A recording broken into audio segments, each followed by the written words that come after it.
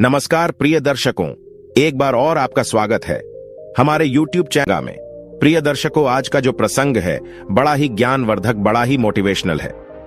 प्रिय दर्शकों, एक चिड़िया ने सुनाई श्रावण मास के सोमवार की कथा। प्रिय दर्शकों, इससे पहले आप हमारे चैनल में पहली बार आए हैं तो चैनल को सब्सक्राइब करें, बेल आइकन को प्रेस करें और अच्छे अच्छे कमेंट किया करें ताकि हर आने वाले वीडियो का नोटिफिकेशन सबसे पहले आपको मिले और आप उन वीडियो को फायदा उठा सकें।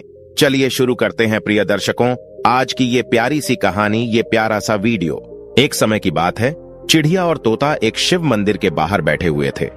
रोज उनका उठना बैठना वही होता था और देवादि देव महादेव की पूर्ण श्रद्धा से भक्ति किया करते थे। एक दिन चिड़िया तोता दोनों बैठे हुए थे और तोता चिड़िया से कहता है, हे चिड़िया, श्रावण मास आ गया है, कृपया करके आप मुझे श्रावण मास के सोमवार की कथा को सुनाइए। तब चिड़िया कहती है कि हे तोता, अवश्य मैं तुम्हें इस पवित्र मास के सोमवार की कथा अवश्य सुनाऊंगी और जो भी मनुष्य इस कथा को पूरे सच्चे मन से शुरू से लेकर अंत तक पूरा सुनता है, उसके घर में कभी भी दरिद्रता नहीं आती है। इस कथा का श्रवण करने के बाद रोगी व्यक्ति को अपने सभी रोगों से मुक्ति मिल जाती है। चिड़िया कहती है कि तुम शांत चित्त मन होकर के बैठ जाओ, मैं तुम्हें कहानी सुनाती हूं। इस कहानी को आप गौर से सुनिएगा। तोता कहता है कि ठीक है। तोता शांत चितवन होकर के बैठ जाता है और अपने दोनों कानों को चिड़िया की हर बात पर लगाता है और बड़ी गौर से और बड़ी ध्यान से इस कहानी को तोता सुनता है। चिड़िया कहानी शुरू करती है और चिड़िया कहती है कि तोता, एक समय की बात है, किसी नगर में एक पंडित रहता था। वह जन्म से ही बहुत गरीब था और वह पंडित अपनी पत्नी और अपने पुत्र के साथ रहता था। उसके पुत्र का नाम सोमक था। वह पंडित प्रतिदिन सुबह उठकर स्नान आदि करने के बाद तुलसी के पौधे पर जल चढ़ाता था और वह प्रतिदिन उस नगर के सभी घरों में जाकर कथाएं सुनाता था। लेकिन उस पंडित द्वारा किए गए यह सभी कार्य उसकी पत्नी को बिल्कुल भी पसंद नहीं थे, क्योंकि उस पंडित की पत्नी कई वर्षों से भगवान भोलेनाथ का पूजा पाठ किया करती थी और सावन के सभी सोमवारों को उपवास भी रखती थी। लेकिन इतना सब कुछ करने के बाद भी उसे गरीबी का ही सामना करना पड़ रहा था। इसलिए वह पंडित की पत्नी भगवान भोलेनाथ से बहुत ही नाराज हो गई और उनका पूजा पाठ करना सब कुछ छोड़ दिया। इसी तरह से वह पंडित जब तक युवा था तब तक वह कहीं ना कहीं से भगवान भोलेनाथ की कथा सुनाकर या पूजा पाठ करने के बाद उसे जो धन मिलता था, उसी धन से वह अपने परिवार का पालन पोषण करता था। फिर एक दिन उस पंडित की पत्नी ने दोबारा भगवान भोलेनाथ की पूजा अर्चना करना शुरू कर देती है। वह अपने मन में यह सोचकर भगवान भोलेनाथ की पूजा अर्चना किया करती थी कि एक दिन तो ऐसा जरूर आएगा जब मेरी भी सभी मनोकामनाएं पूर्ण होंगी, मेरी भी गरीबी दूर होगी। लेकिन उसके द्वारा इतनी पूजा पाठ करने के बाद भी उसे अपने पूजा पाठ करने का कोई फल नहीं मिल पा रहा था, जिससे वह बहुत ही दुखी हो जाती है और मन ही मन अपने आप को कोसने लगती है कि हमने ऐसा कौन सा पाप किया है जिसकी वजह से हमें इतनी गरीबी का सामना करना पड़ रहा है। अब धीरे धीरे वह पंडित और उसकी पत्नी दोनों ही बहुत बूढ़े हो चुके थे और अब उस पंडित के शरीर में इतनी शक्ति भी नहीं बची थी कि वह किसी नगर में भगवान भोलेनाथ की कथा करने के लिए जा सके। अब वह पंडित भी हमेशा बीमार रहने लगा था, क्योंकि उसे कई बीमारियों ने घेर लिया था और उसके घर को चलाने वाला कोई नहीं था। इसलिए वह पंडित भी चिंतित रहने लगा था। धीरे धीरे से उसके घर में कुछ नहीं बचा, उसे दाने दाने के लिए जूझना पड़ गया था। तब वह पंडित की पत्नी बहुत ही क्रोधित हो जाती है और एक बार फिर से क्रोध में आकर भगवान भोलेनाथ की पूजा अर्चना करना छोड़ देती है और अपने पति से भी भगवान भोलेनाथ की पूजा अर्चना करने से मना करने लगती है। लेकिन वह पंडित भगवान भोलेनाथ की पूजा अर्चना करना नहीं छोड़ता है। तब एक दिन वह क्रोधित होकर अपने पति से कहती है, हे नाथ, हम दोनों कब तक भगवान भोलेनाथ की पूजा अर्चना करते रहेंगे, क्योंकि भगवान शिव शंभू की पूजा अर्चना करते करते हम दोनों बहुत ही बूढ़े हो चुके हैं। लेकिन अभी भी हमें इतनी पूजा पाठ करने का कोई फल प्राप्त नहीं हुआ है। हम इतनी गरीबी से जूझ रहे हैं। यहां तक हमारी गरीबी दूर ही नहीं हुई है, बल्कि हम इसके उल्टा पहले से और भी ज्यादा गरीब हो गए हैं। पहले तो कुछ ठीक भी था, लेकिन अब तो दाने दाने के लिए रोना पड़ रहा है। उस पंडित की पत्नी उस पंडित से आगे कहती है, हे नाथ, मैं ही मूर्ख हूं जो मैंने एक बार भगवान भोलेनाथ की पूजा अर्चना करना बंद करके दोबारा से शुरू कर दी। और मैंने सावन के सभी सोमवारों को न तो दिन देखा न रात देखी, दिन से रात तक भगवान भोलेनाथ की पूजा अर्चना की और उपवास भी रखा। प्रतिदिन जप तप करके अपने ही शरीर को कमजोर कर लिया। यह सब करने के बाद भी मुझे इसका कोई फल नहीं मिला। और अब तुम्हारा शिव क्या देगा जो तुम प्रतिदिन शिवलिंग पर जल अर्पित करते हो? प्रिय दर्शकों, अपनी पत्नी की बात सुनकर वह पंडित उसे कुछ भी नहीं कहता है, क्योंकि उसे अपने आराध्य भगवान भोलेनाथ पर पूरा विश्वास था। उधर उसका पुत्र सोमक अभी शिक्षा ग्रहण कर रहा था और कुछ ही दिनों में उसकी शिक्षा दीक्षा पूरी हो गई। वह अपनी शिक्षा दीक्षा पूरी करके अपने घर आ गया और जब उसने अपने माता पिता को कष्ट में देखा, तब वह अपने आने वाले भविष्य के बारे में ज्यादा न सोचकर उसने अपने माता पिता की सेवा करनी शुरू कर दी। उनकी सभी मनोकामनाओं को पूरा करना शुरू कर दिया और घर का सारा बोझ अपने कंधों पर ले लिया।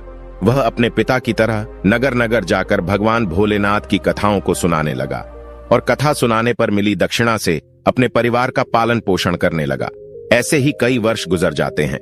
लेकिन एक दिन की बात है, सोमक उस नगर के भगवान शिव के प्रसिद्ध मंदिर में पूजा अर्चना करने के बाद वहां पर उपस्थित शिव भक्तों को भगवान भोलेनाथ की पावन कथा का श्रवण कराते हुए कहता है कि जो भी भगवान भोलेनाथ की इस पावन कथा को सच्चे मन से श्रवण करता है, उनकी भगवान भोलेनाथ सभी मनोकामनाएं पूर्ण कर देते हैं। सोमक की यह बात उस नगर का राजा उस मंदिर में आए हुआ था। वही इस बात को राजा सुन लेता है और उसे यह बात बहुत ही अच्छी लगती है। इसीलिए वह सोमक के पास पहुंचकर उससे कहता है, मुझे तुम्हारी यह कथा बहुत ही अच्छी लगी, किंतु क्या तुम आज से प्रतिदिन राजकुमारी को भगवान भोलेनाथ की कथाओं को श्रवण कराओगे? क्योंकि मैं चाहता हूं कि मेरी पुत्री को अच्छा वर मिले और इसके लिए मैं तुमको प्रतिदिन दक्षिणा के रूप में ढेर सारा धन दूंगा। राजा की ऐसी बातों को सुनकर सोमक बहुत ही प्रसन्न हो जाता है और राजकुमारी को प्रतिदिन कथाओं का श्रवण कराने की हामी भर देता है। फिर उसके बाद राजा ने सोमक को अपने राजमहल में राजकुमारी को प्रतिदिन कथाओं का श्रवण कराने की नियुक्त कर लिया और अब सोमक प्रतिदिन उस नगर के राजा की पुत्री को कथा सुनाने लगा और राजकुमारी को कथा का श्रवण कराने पर दक्षिणा के रूप में जो कुछ धन मिलता था, उसी धन से वह अपने परिवार का पालन पोषण करने लगा। किंतु सोमक की माता को यह बात अच्छी नहीं लगती थी और वे इस पर प्रसन्न भी नहीं रहती थी, क्योंकि उन्हें अपने पुत्र के आने वाले भविष्य की चिंता थी। इसीलिए वे प्रतिदिन इस बात को लेकर बहुत ही चिंतित रहती थी। फिर एक दिन पंडित की पत्नी अपने पति से कहती है, हे नाथ, मुझे अपने पुत्र के भविष्य की चिंता हो रही है, क्योंकि हमारा जीवन तो किसी तरह से कट गया है, लेकिन मुझे हमारे पुत्र के आने वाले भविष्य की चिंता है। हमारे मरने के बाद उसका क्या होगा? क्या हमारी भक्ति पूजा पाठ का कभी कोई फल नहीं मिलेगा? क्या भगवान भोलेनाथ को हमारा दुख दिखाई नहीं देता है? हमारा पुत्र राजा के महल से दक्षिणा में जो भी धन लाता है, माना कि उस धन से हमारे पूरे परिवार का पालन पोषण हो जाता है, लेकिन बाकी की सभी मनोकामनाओं का क्या? वे कैसे पूरी होंगी? अब क्या हम सिर्फ अपना पेट भरने के लिए ही जिए? ईश्वर ने अपनी आंखें क्यों बंद कर रखी हैं? क्या हमारे पुत्र को हमारी तरह ही जीवन भर गरीब रहना पड़ेगा? प्रिय दर्शकों, जब माता पार्वती जी ने उस पंडित की पत्नी की करुण पुकार को सुनी, तब वे शीघ्र ही भगवान भोलेनाथ के पास जा पहुंची। तब भगवान भोलेनाथ जी ने पूछा कि हे देवी पार्वती, आज आप बहुत चिंतित लग रही हैं। फिर माता पार्वती जी भगवान भोलेनाथ जी से कहती हैं, हे शिव शंभु, आप तो त्रिकालदर्शी हैं, आपको तो सब कुछ पता होता है, किंतु फिर भी यह प्रश्न कर रहे हैं। चलिए मैं आपको बता देती हूं कि मैं इतना चिंतित क्यों हूं। मेरी चिंता का कारण है वह पंडित और उसकी पत्नी। आप उन दोनों की परीक्षा क्यों ले रहे हैं? हे प्रभु, वह पंडित तो आपका परम भक्त है, लेकिन आपने सिर्फ उसके जीवन को कठिनाइयों से ही भरा है। उसे कभी भी उसके द्वारा पूजा करने का फल नहीं दिया। इसलिए मेरी आपसे विनती है कि अब आप उसके जीवन के सभी दुखों का नाश करें, अन्यथा कहीं ऐसा न हो कि वह पंडित और उसकी पत्नी आपका पूजा पाठ करना ही बंद कर दें और कहीं उसके मन में आपके प्रति श्रद्धा विश्वास समाप्त न हो जाए। माता पार्वती जी की इन सभी बातों को सुनकर भगवान भोलेनाथ माता पार्वती जी से कहते हैं, हे देवी पार्वती, आप चिंतित मत होइए, क्योंकि हमने उस ब्राह्मण के भाग्य के उदय का बीज बो दिया है। अब हम दोनों को उस पंडित के घर जाने का समय आ गया है और पृथ्वी लोक पर जाकर हमें शिवलीला करनी है। इतना कहकर भगवान भोलेनाथ जी माता पार्वती जी के साथ पृथ्वी लोक की ओर चल देते हैं और पृथ्वी लोक पर पहुंचकर दोनों साधु का रूप धारण कर लेते हैं। साधु का रूप धारण करने के बाद उस पंडित के घर के समीप पहुंच जाते हैं और जोर जोर से आवाज लगाते हुए कहते हैं, अलख निरंजन, घर में कोई है। तब उनकी आवाज सुनकर वह बूढ़ा पंडित घर से बाहर निकलता है और उन्हें प्रणाम करते हुए कहता है, हे मुनिवर, आपका स्वागत है। बताइए मैं आपकी किस तरह से मदद कर सकता हूं। तब साधु का रूप धारण किए हुए भगवान भोलेनाथ ने उस पंडित से कहा कि आज की रात्रि में हम आपके घर पर विश्राम करना चाहते हैं। तब वह पंडित अपने मन में सोचने लगा कि यह तो हमारे अतिथि है, मुझे इन्हें मना नहीं करना चाहिए, क्योंकि अगर इन्हें बुरा लग गया तब यह मेरे पूरे परिवार सहित श्राप दे सकते हैं। लेकिन मैं किस तरह से इनका अतिथि सत्कार करूंगा, क्योंकि जैसे तैसे करके मेरा पुत्र जो धन लेकर आता है उससे किसी तरह से हमारे परिवार का पालन पोषण होता है और कुछ भी नहीं बच पाता है। इसलिए मैं इनके भोजन का प्रबंध कैसे कर सकता हूं। अपने मन में इतना सोचकर उसने कहा कि हे मुनिवर, मेरा पुत्र इस नगर के राजा की पुत्री को कथा सुनाकर दक्षिणा में जो भी धन लाता है उसी से एक वक्त के लिए हम तीनों के भोजन की पूर्ति होती है। इसलिए मैं कुछ भी करके सिर्फ एक समय के लिए ही भोजन का प्रबंध कर सकता हूं। तब साधु का रूप धारण किए हुए भगवान भोलेनाथ जी ने उस पंडित को एक पात्र देकर उससे कहा, हे पुत्र, आज से तुम अपनी पत्नी से कह देना कि इस पात्र में भोजन बनाया करो, तो हम सभी के लिए दोनों वक्त का भोजन बन जाया करेगा। फिर इस प्रकार से उस पात्र में भोजन बनाने से सभी के लिए दोनों वक्त के भोजन की पूर्ति हो जाती है। यह दृश्य देखकर तीनों बहुत ही आश्चर्य में पड़ गए थे और बहुत ज्यादा भयभीत भी हो गए थे। प्रिय दर्शकों, उसके अगले दिन सुबह उठकर सोमक राजकुमारी को कथा सुनाने के लिए जा ही रहा था कि तभी अचानक से साधु का रूप धारण किए हुए भगवान भोलेनाथ जी ने सोमक से पूछा कि हे पुत्र, तुम कहां जा रहे हो। तब सोमक उनसे कहता है, हे मुनिवर, मैं तो अब इस नगर के राजा की पुत्री को कथा का श्रवण कराने के लिए जा रहा हूं। तब साधु का रूप धारण किए हुए भगवान भोलेनाथ जी ने सोमक से कहा कि हे पुत्र, आज जब तुम राजकुमारी को कथा का श्रवण कराने के लिए जाओ तो तुम उससे पूछना कि वह अपनी किस मनोकामना की पूर्ति होने के लिए प्रतिदिन भगवान भोलेनाथ की कथा का श्रवण करती है। यह सुनकर सोमक राजमहल में पहुंच जाता है और राजकुमारी को कथा का श्रवण कराने लगता है। राजकुमारी को कथा का श्रवण कराने के बाद सोमक उसी प्रश्न को राजकुमारी से पूछता है कि तुम अपनी किस मनोकामना की पूर्ति होने के लिए प्रतिदिन कथा का श्रवण करती हो। तब राजकुमारी सोमक से कहती है, मैं अपनी इस मनोकामना की पूर्ति होने के लिए प्रतिदिन भगवान भोलेनाथ की कथाओं का श्रवण करती हूं, जिससे मुझे ऐसा कोई वर मिले जिसकी चर्चा पूरे नगर में सभी करें। उसके मस्तक पर चंद्र और सूरज हो और उसका भाग्य इतना अच्छा हो कि उसके घर में किसी भी चीज की कोई कमी ना हो। वह ऐसी बारात लेकर आए जैसी अभी तक किसी ने देखी ना हो। राजकुमारी की इन बातों को सुनकर सोमक घर वापस लौट आता है और घर पर पहुंचकर साधु रूपी भगवान भोलेनाथ को सारी बातें बता देता है। तब भगवान भोलेनाथ सोमक से कहते हैं, हे पुत्र, ठीक है, अब अगले दिन जब तुम राजकुमारी को कथा का श्रवण कराने के लिए जाना तब फिर से वही प्रश्न पूछना। अगर राजकुमारी तुम्हें फिर से कल वाली बातें बताए तब तुम उससे शीघ्र यह कह देना कि तुम्हें जैसा वर चाहिए वैसा सिर्फ मैं ही हूं। इतना कहकर वहां से भाग आना। तब सोमक उस साधु रूपी भगवान भोलेनाथ जी से कहता है, हे मुनिवर, कहां मैं गरीब पंडित और कहां वह इस नगर के राजा की पुत्री। भला हमारा विवाह कैसे हो सकता है, और मेरा घर तो उसके द्वारा दी दक्षिणा पर चलता है। लेकिन जब यह बात राजा को पता चलेगी कि मैं उसकी पुत्री से विवाह करना चाहता हूं तो वह मुझे मेरे पूरे परिवार के साथ मृत्युदंड दे देगा। इसलिए आप मुझे क्षमा कर दीजिए, क्योंकि मैं ऐसा नहीं कर सकता हूं। सोमक की बात सुनकर साधु रूपी भगवान भोलेनाथ जी ने सोमक से कहा कि हे पुत्र, ठीक है, हम अभी तुम्हें तुम्हारे पूरे परिवार के साथ अपने अभिशाप से भस्म कर देते हैं। वैसे ही सोमक पहले से ही उनके चमत्कार से बहुत भयभीत था। उनकी ऐसी बातों को सुनकर और ज्यादा भयभीत हो गया था और अपने मन में सोचने लगा कि मुझे और मेरे परिवार सहित राजा साहब तो बाद में मृत्युदंड देंगे, उससे पहले यह तो अभी ही अपने श्राप से भस्म कर देंगे। अपने मन में इतना सोचकर फिर उसने ऐसा करने का उन्हें विश्वास दिलाया और राजकुमारी को भगवान भोलेनाथ जी की कथा का श्रवण कराने के लिए राजमहल की तरफ निकल गया। राजमहल पहुंचकर वह राजकुमारी को भगवान भोलेनाथ जी की कथा का श्रवण कराने लगा। उसके बाद उसने राजकुमारी से फिर से पूछा कि आप अपनी किस मनोकामना की पूर्ति के लिए भगवान भोलेनाथ जी की कथा का श्रवण करते हो। तब राजकुमारी ने फिर वही जवाब दिया जो उसने पहले दिन दिया था। उसके बाद सोमक ने राजकुमारी से कहा कि हे राजकुमारी, तुम्हें जैसा वर चाहिए वैसा वर मैं ही हूं। इतना कहकर सोमक शीघ्र राजमहल से भागकर अपने घर आ गया। लेकिन सोमक की ऐसी बातों को सुनकर राजकुमारी बहुत ही क्रोधित हो गई। फिर उसने अपनी एक दासी को बुलाकर उसे सब कुछ बता दिया और कहा कि मेरी यह पूरी बात पिताजी को बता देना। फिर जब यह बात राजा को पता चली तब वह भी सोमक पर बहुत क्रोधित हो गया और उसने राजकुमारी को भरोसा दिलाया कि उस उदंड पंडित को इसके लिए अवश्य सजा मिलेगी। फिर राजा ने शीघ्र ही अपने मंत्रियों को दरबार में बुला लिया और उनसे विचार विमर्श करने लगा।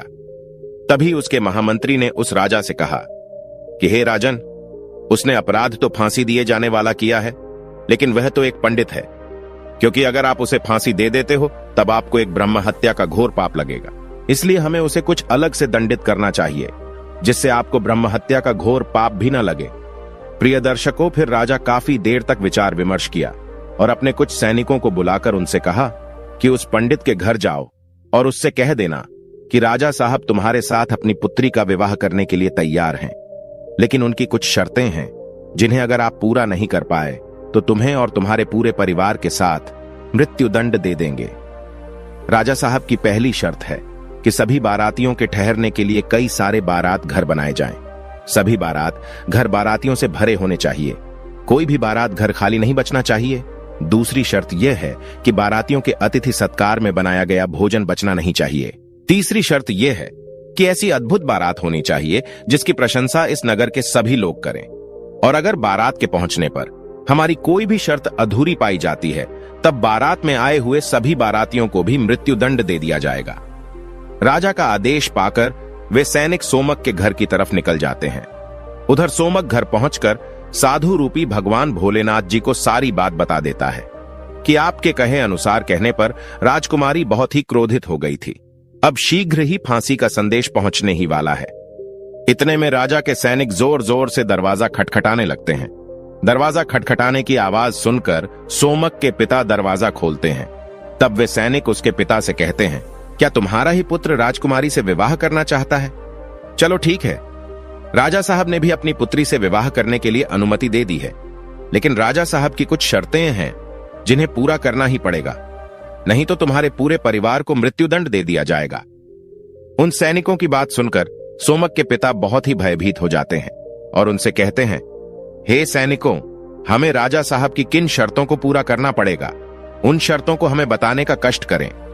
तब राजा के वे सैनिक सोमक के पिता से कहते हैं, हे ब्राह्मण, राजा साहब की पहली शर्त है कि सभी बारातियों के ठहरने के लिए कई सारे बारात घर बनाए जाएं। सभी बारात घर बारातियों से भरे होने चाहिए, कोई भी बारात घर खाली नहीं बचना चाहिए। दूसरी शर्त यह है कि बारातियों के अतिथि सत्कार में बनाया गया भोजन बचना नहीं चाहिए।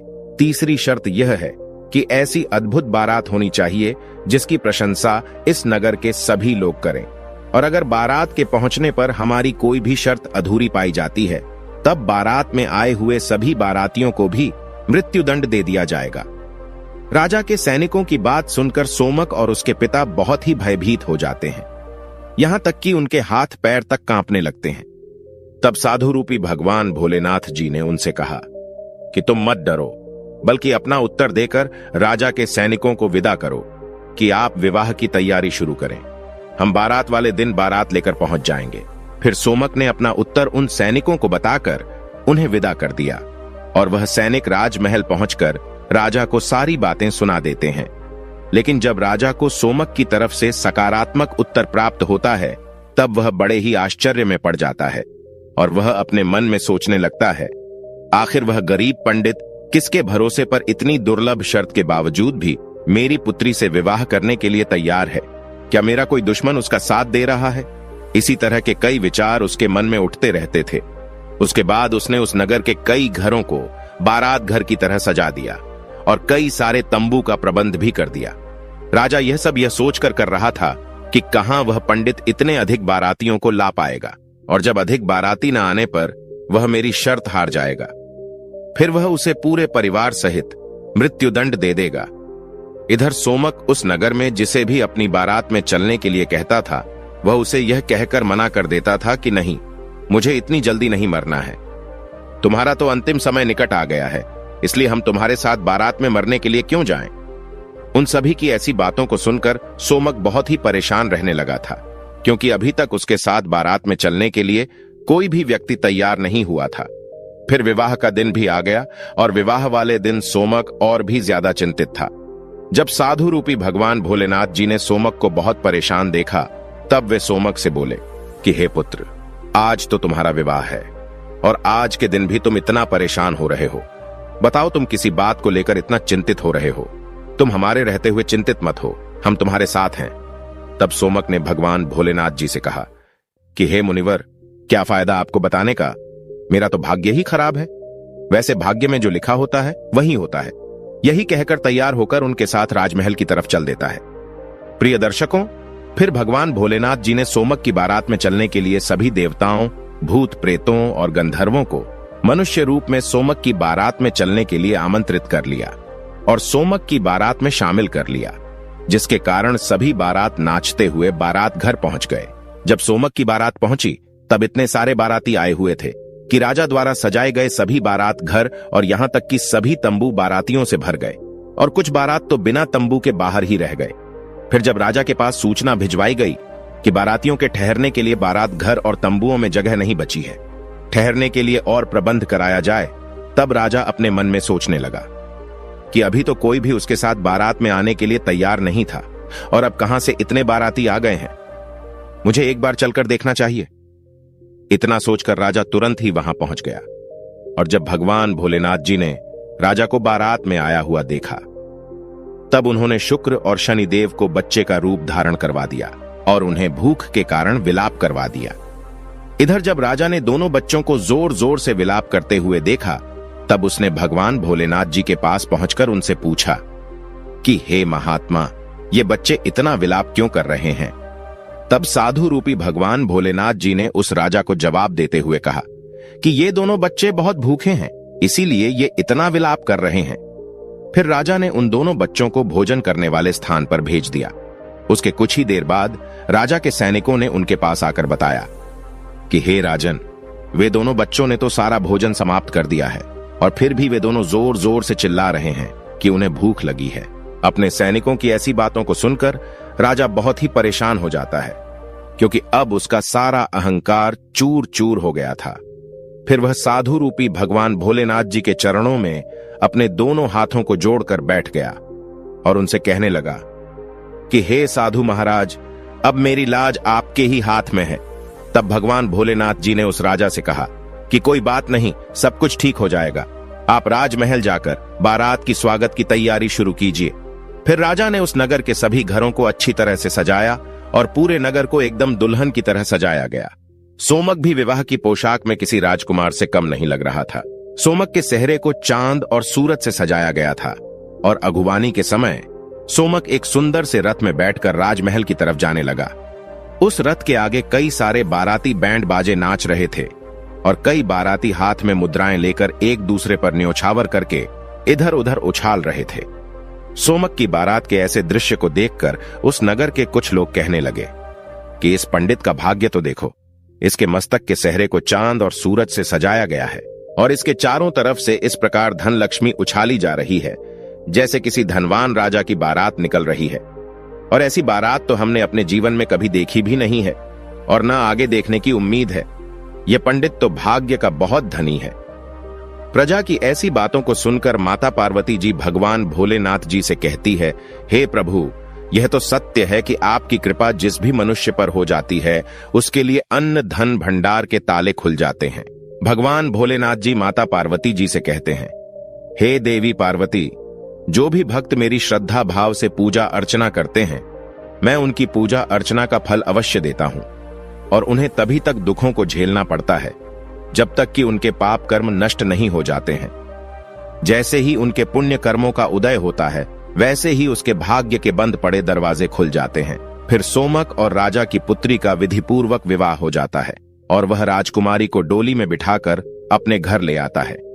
प्रिय दर्शकों, जो भी भक्त सावन मास में प्रतिदिन भगवान भोलेनाथ जी की कथाओं का श्रवण किया करता है, उसे भी राजकुमारी की तरह ही सुंदर वर प्राप्त होता है, क्योंकि राजकुमारी ने प्रतिदिन भगवान भोलेनाथ जी की कथाओं का श्रवण किया था, इसलिए उसे उसकी कामना के अनुसार अच्छा वर मिला था। भगवान भोलेनाथ जी और माता पार्वती जी की कृपा से अब सोमक बहुत ही धनवान व्यक्ति बन गया था। उसके घर में किसी भी चीज की कोई कमी नहीं थी। उसके बाद सोमक की मां ने फिर से भगवान भोलेनाथ जी की पूजा अर्चना करना शुरू कर दी और प्रतिदिन ढेर सारा धन गरीबों में बांटना शुरू कर दिया। और साथ ही साथ वह प्रतिदिन भगवान भोलेनाथ जी की कथाओं का श्रवण भी करने लगी थी। प्रिय दर्शकों, चिड़िया आगे कहती है कि हे तोता, भगवान भोलेनाथ जी की प्रतिदिन कथाओं का श्रवण करने और पूजा अर्चना करने का शुभ फल प्राप्त होता है। इसलिए एक बार सावन मास में भगवान भोलेनाथ जी और माता पार्वती जी की कथा का श्रवण अवश्य करें। इससे आपकी सभी मनोकामनाएं अवश्य ही पूर्ण हो जाएगी। प्रिय दर्शकों, आप सभी लोगों भगवान भोलेनाथ जी और माता पार्वती जी की कथा का श्रवण अवश्य करें। प्रिय दर्शकों, हमारी आज की कहानी, आज का वीडियो यहां समाप्त होता है। हम उम्मीद करते हैं कि आपको ये कहानी पसंद आई होगी और आप इससे ढेर सारी प्रेरणा लेंगे। मिलते हैं अगली ज्ञान चर्चा के साथ अगली वीडियो में। तब तक के लिए नमस्कार, धन्यवाद।